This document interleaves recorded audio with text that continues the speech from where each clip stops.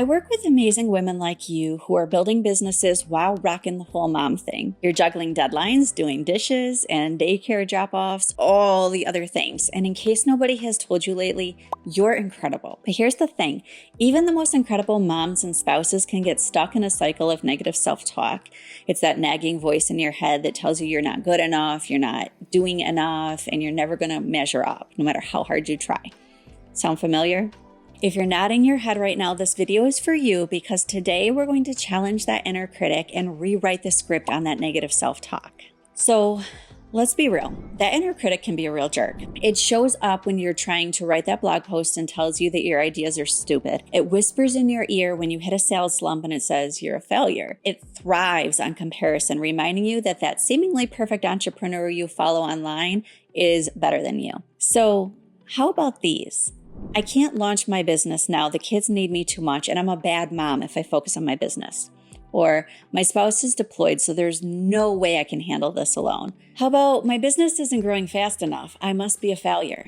My inner critic liked to replay every conversation I had that day when I was trying to sleep. And it's not just she said this and I said this. No.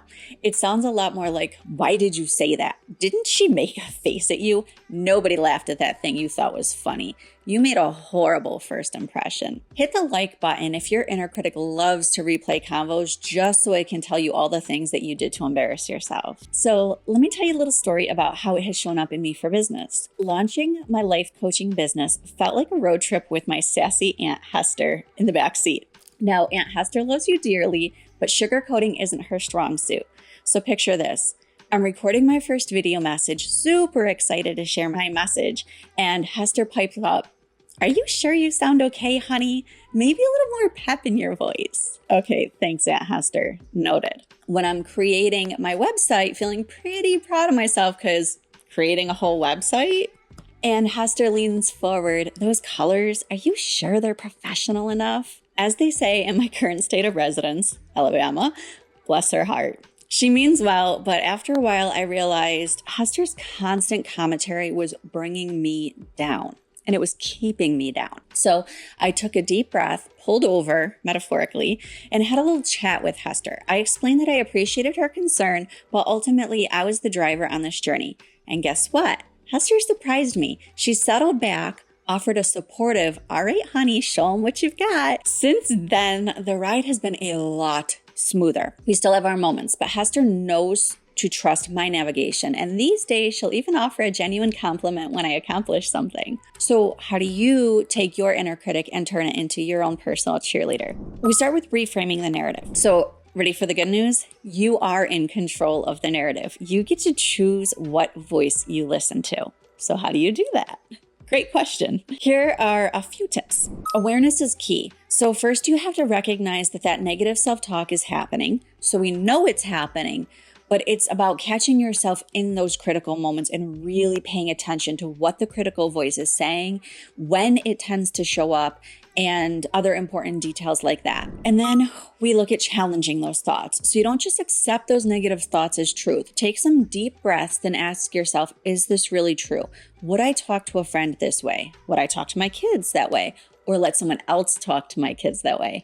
I bet every one of your internal mama bears just went on high alert when I mentioned somebody criticizing your kids. So why not try that same level of protection for yourself, your inner child? All right, so next you replace those criticisms with positive affirmations. So instead of beating yourself up, counter those negative thoughts with positive affirmations. I am capable. I am worthy. I am building something amazing.